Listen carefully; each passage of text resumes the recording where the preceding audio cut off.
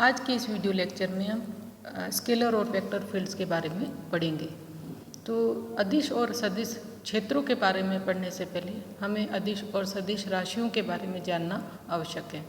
यदि किसी भौतिक राशि में सिर्फ परिमाण की आवश्यकता होती है, उस भौतिक राशि को व्यक्त करने के लिए दिशा की आवश्यकता नहीं होती है, तो उसे अदिश राशि कहते हैं। जैसे कि द्रव्यमान को हम 2 किलोग्राम अगर लिखते हैं तो यहाँ 2 तो है उसका न्यूमेरिकल वैल्यू है और किलोग्राम उसका यूनिट है। यहाँ डायरेक्शन की आवश्यकता नहीं है, तो ऐसी भौतिक राशि जो है वो अदिश राशि कहलाती है।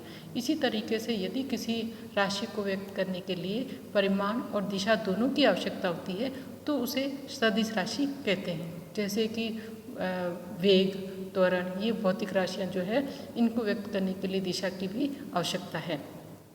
अब हम देखते हैं कि अदिश राशि का क्षेत्र या सदिश राशि का क्षेत्र क्या होता है। तो सबसे पहले क्षेत्र का कंसेप्ट क्या है।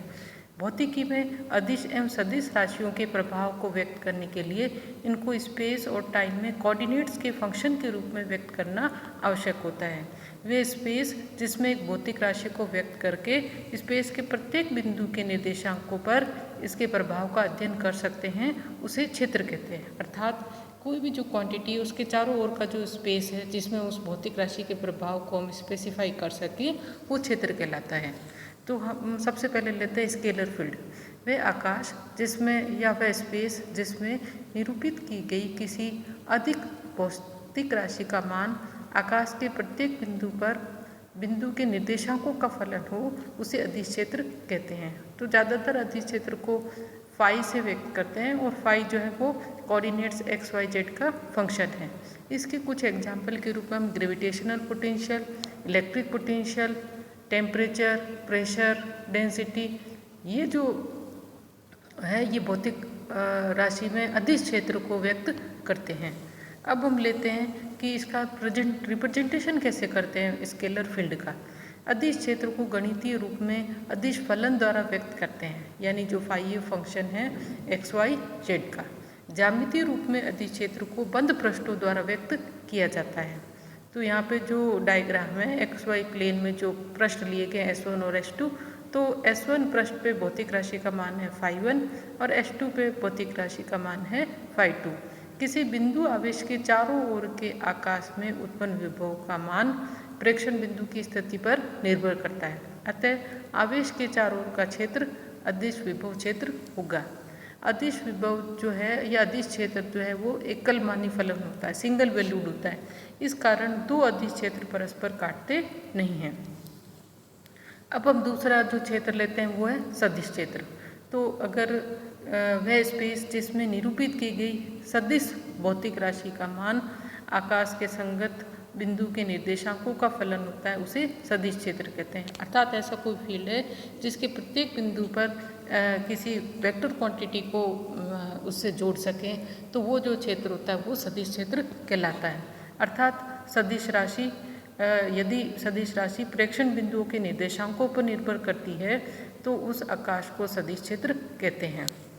जैसे एग्जाम्पल हम ले रहे हैं विभव का, जो यहाँ पे जो वेक्टर क्वांटिटी है एक्स वाई स्क्वायर आई cap minus 2y Z J cap और एक्स स्क्वायर जेड के कैप, तो ये जो फंक्शन है ये सदिश, इससे जो क्षेत्र निरूपित होगा वो सदिश क्षेत्र कहलाएगा।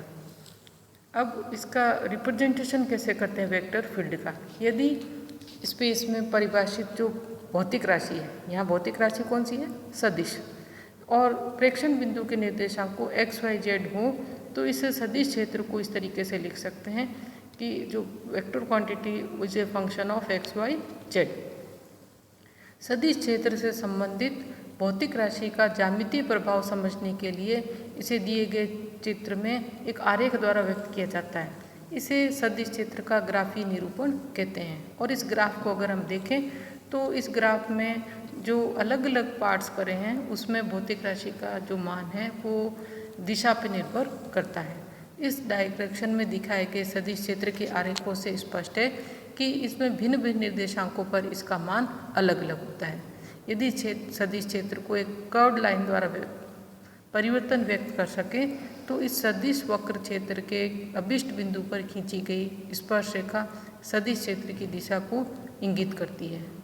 इसके कुछ एग्जाम्पल हैं, जैसे विद्युत तीव्रता, प्रवाहित द्रव का वेग। तो ये जो है वो सदिश राशि है और सदिश राशि से संबंधित क्षेत्र को व्यक्त करते हैं। सदिश क्षेत्र दो प्रकार के होते हैं, समरूप और असमरूप। यानी अगर कोई वेक्टर क्वांटिटी है, उससे संबंधित जो क्षेत्र है वो वेक्टर जो है सदिश क्षेत्र कहलाता है। तो उस सदिश क्षेत्र का जो मान है अगर समय पर निर्भर नहीं करता है तो वो समरूप सदिश क्षेत्र कहलाएगा, और अगर समय के साथ उसका मान परिवर्तित होता जाता है तो असमरूप सदिश क्षेत्र कहलाएगा। यहाँ इस दो डायग्राम से हम समरूप और असमरूप सदिश क्षेत्र को देख सकते हैं। इस पहले वाले डायग्राम में जो सदिश राशि का मान है वो समय के साथ स्थिर रहता है, और दूसरे वाले में जो है वो परिवर्तित हो रहा है। ध्यान देने योग्य बात है कि सदिश क्षेत्र को निरूपित करने वाली रेखाओं को उस क्षेत्र की जो है बल रेखाएं कहते हैं, लाइन ऑफ फोर्स कहते हैं। किसी बल रेखा पर खींची गई स्पर्श रेखा सदिश क्षेत्र की दिशा को व्यक्त करती है। किसी सदिश क्षेत्र को व्यक्त करने वाली क्षेत्र रेखा के लंबवत एकांक पृष्ठ क्षेत्रफल से गुजरने वाली रेखाओं को फ्लक्स घनत्व कहते हैं। तो यहाँ सदिश क्षेत्र को लिख सकते हैं d∅/ds n कैप, और जहाँ a जो है वो d∅/ds है। यदि सदिश क्षेत्र ds और सदिश क्षेत्र a के बीच में कोण थीटा हो तो a d∅ a ds। यहाँ ध्यान रहे कि सदिश क्षेत्र का मान भी एकल मानी होता है तथा सदिश क्षेत्र में दो रेखाएं परस्पर एक दूसरे को काटती नहीं है।